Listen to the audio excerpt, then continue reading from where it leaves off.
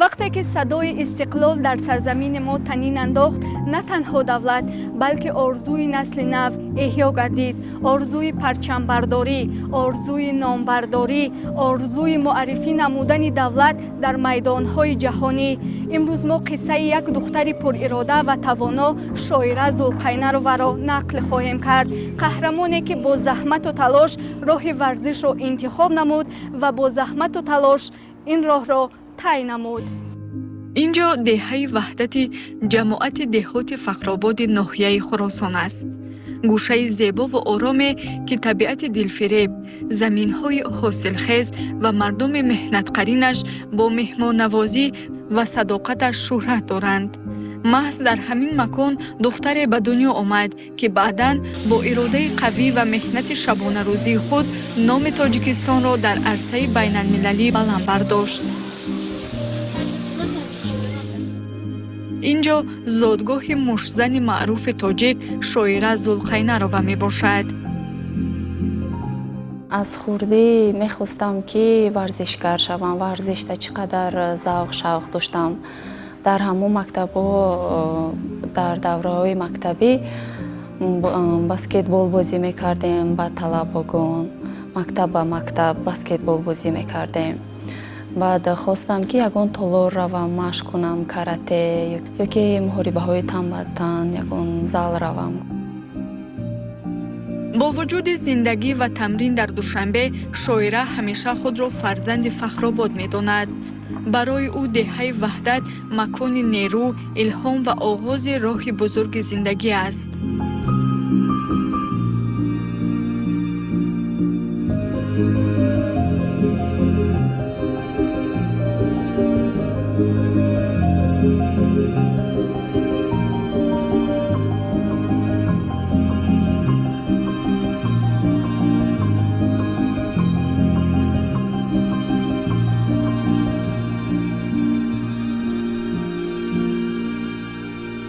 ما در اویلا 10 نفره، 7 بچه و 3 دختر.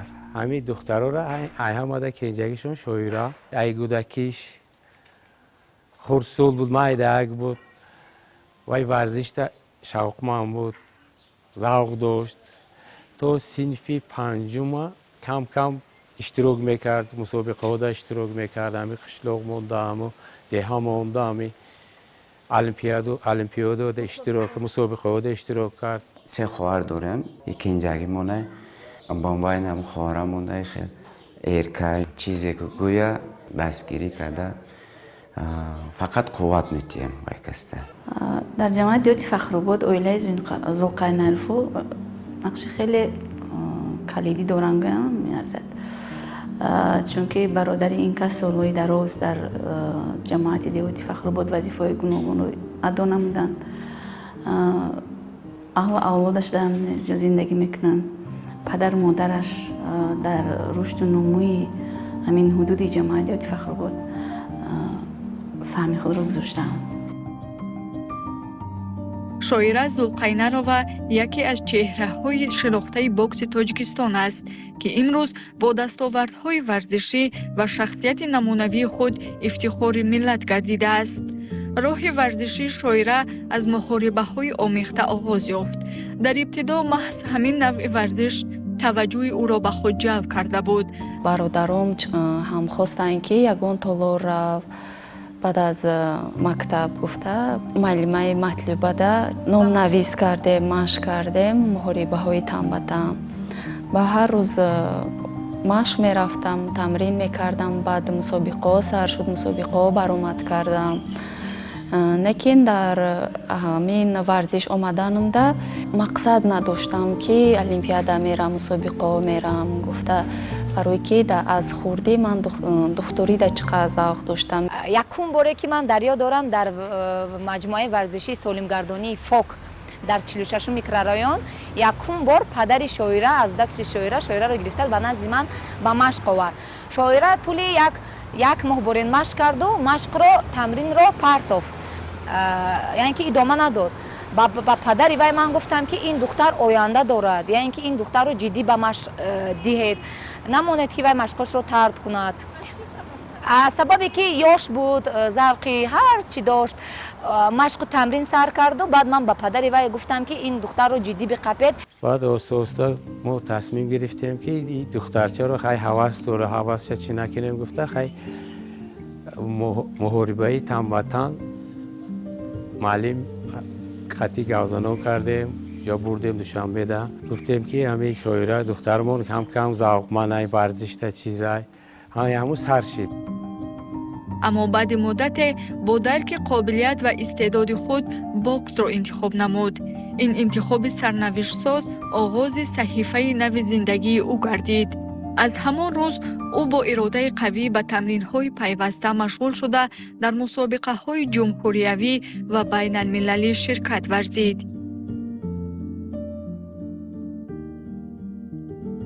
بوکس انتخاب کرده استم چه خیلی ما گفتیم خیلی ذوق داشته باشی چی داشته باشی ما خیلی ما دستگیری میکنیم. بعد امین مشق کردم بعد محاربه های تنبتن چندین مسابقه برآمد کردیم. بعد در همون و مسابقه های آسیا جهانی اشتراک کردم و جایزه ها گرفتم. بعد در همون طلور معلمی بوکس رو آوردن که ما را دستمون روز کند گفته. معلم بوکس رو سلطانوف جمشید رو آوردن. بعد بوکس مشق کرده. یک روز پس بوکس یک روز پس محاربه های تنبتن مشق میکردیم. بعد معلم دا گفتم که بیاین از بوکس مسابقه شود. من مسابقه برایم میشود گفتم. معلم گفت کی میشود؟ گفت یگان مسابقه شود میگویم. و می مشق کردیم وای کردیم. مسابقه شهری شد در همین دوشنبه برآمد کردم. ذوق شوق ما بوکس چقدر زیاد شد. هر روز مشقم رو با بوکس گذراندم. از سال 2013 بوکس رو انتخاب کردم. دیدم که دستای وای خوب هست. با گفتم که از تو آینده یعنی که بکسوری خوب میبراید. خیلی همین دیده گپی من شد. مهر و محبت وای در بوکس زیاد شد که بعد من استادی من از نمود رشته بوکس احمدوف پرویز و سلطانوف جمشید میباشد که با جمشید سلطانوف به وای سپاریدیم. امروز بینید که شاعر یکی از ستاره های ورزش بوکس است. امروز ذوالقینر و شاعر تونست که در جهان پرچم ملت من معرفی نماید پرچم عزیز دولت ما رو. وقتی که ما با شاعر ذوالقینر آشنا شدیم من در اون وقت در زال وایو کی وایو تام با تام مشق میکردم. مشق بوکس میگذروندم. یک هفته 3 بار میومدم مشق میگذروندم. بعد یوای وایو در بوکس شاعر عاشق شد و اومد زال ما که ولی من فقط قشما بوکس مشق میکنم. نمیخواست که با پوچه کار کنم یا که گوشتین کنم. من بوکسی کلاسیکی میفورید اکثر. امروز شاعره ذوالقینرова یکی از موفق‌ترین مشزنان تاجیکستان به حساب می‌رود. او عضو دسته منتخب بوکس زنانه کشور بوده 8 مرتبه عنوان قهرمان تاجیکستان را صاحب شده است.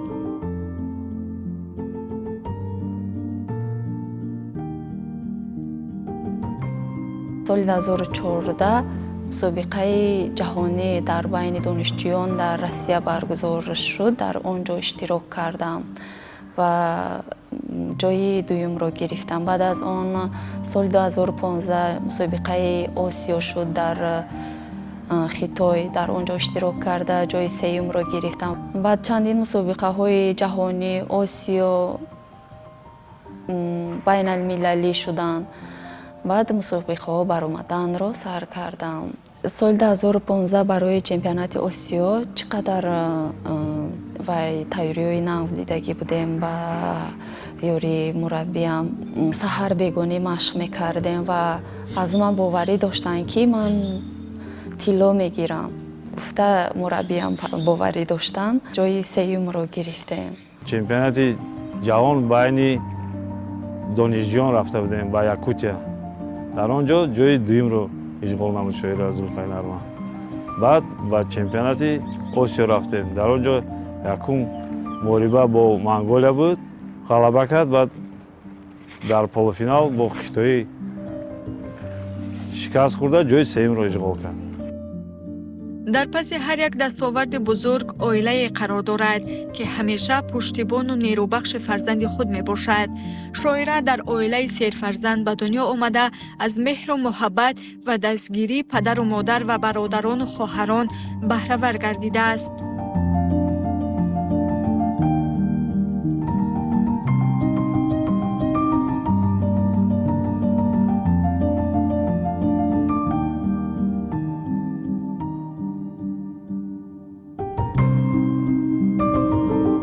یا وقت شد که ما گفت که اکا گفت من یک مسابقه بین المللی رفت شدم.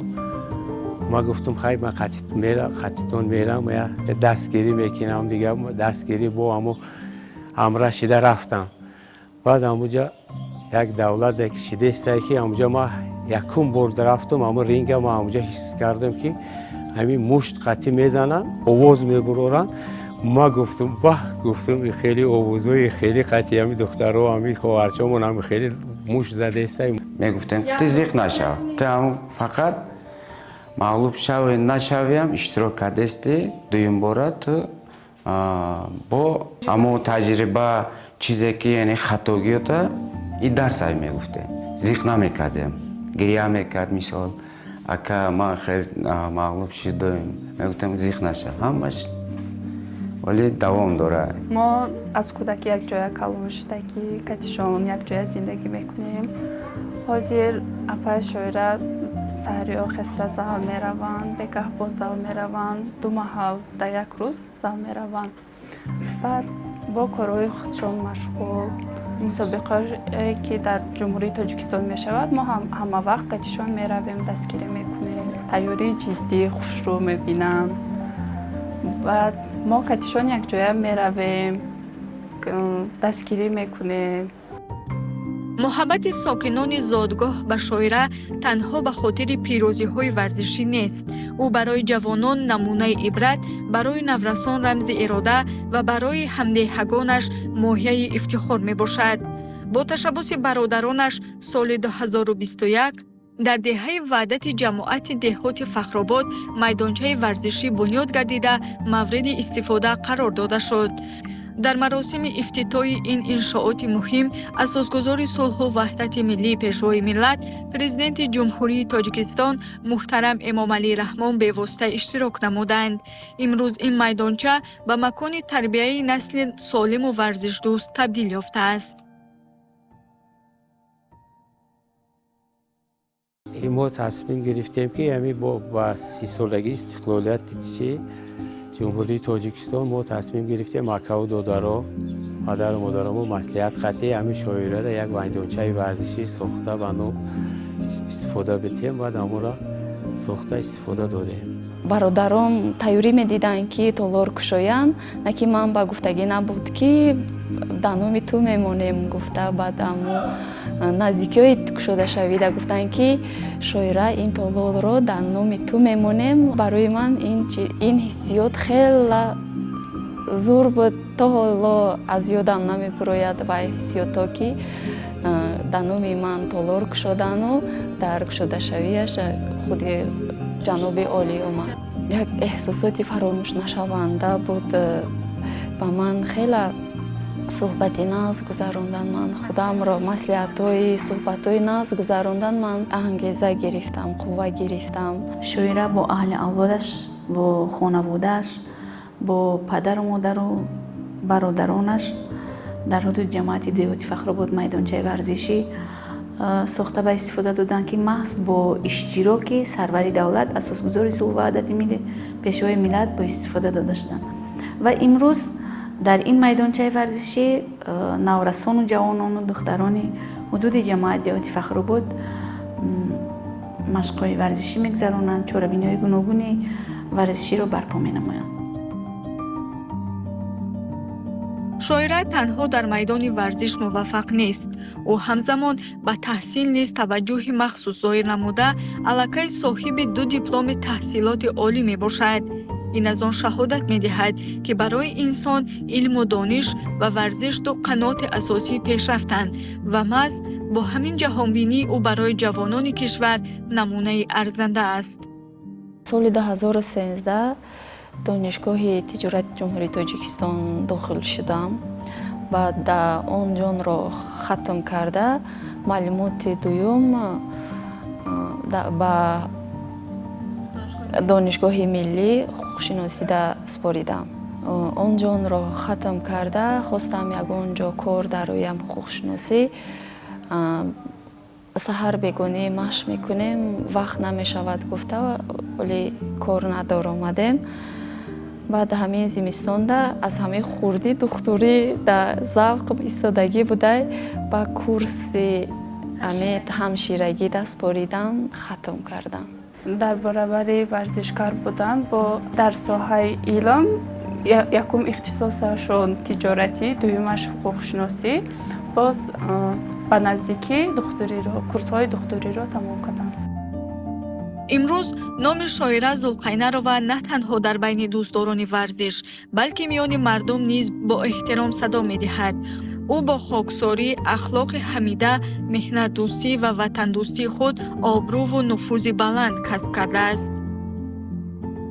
шоира яке аз варзишгарони муваффақе аст ки на танҳо дар сатҳи ҷумҳурӣ, балки дар сатҳи байналмилалӣ шарафу номуси ҷумҳурии тоҷикистонро ҳифз намудааст. ман фахр мекунам ки шоира аз ҳудуди ҷамоати мо аст, аз ноҳияи хуросон аст, аз вилояти хатлон аст. من اپای شویره را خیلی دوست می‌دارم و من می‌خواهم کلان شوم رنگ اپای شویره بسیار شوم. асосии мақсади ман ҳамин аст ки ба бозиҳои олимпӣ иштирок кунам ва медали олимпиро гирам. то ҳоло ҳамун мақсадам истодааст, кӯшиш кардам ки медали олимпӣ гирам. соли 2020 ҳам ҳаракат кардам ва 24 ҳаракат кардам. ҷароҳат гирифтам, мусобиқаҳои даркорӣ баромад карда натонистам. баъд аз ҷароҳат қариб 1,5-2 сол ман табобат кардам. ҳаракат кардем ки соли 2028 мусобиқаи яъни олимпӣ иштирок кунем. шоира зулқайнарова бо қадамҳои устувор дар роҳи варзиш пеш меравад ва мо бовар дорем ки номи ӯ боз ҳам дар майдонҳои баландтар ба монанди олимпиада ва чемпионати ҷаҳон садо хоҳад дод.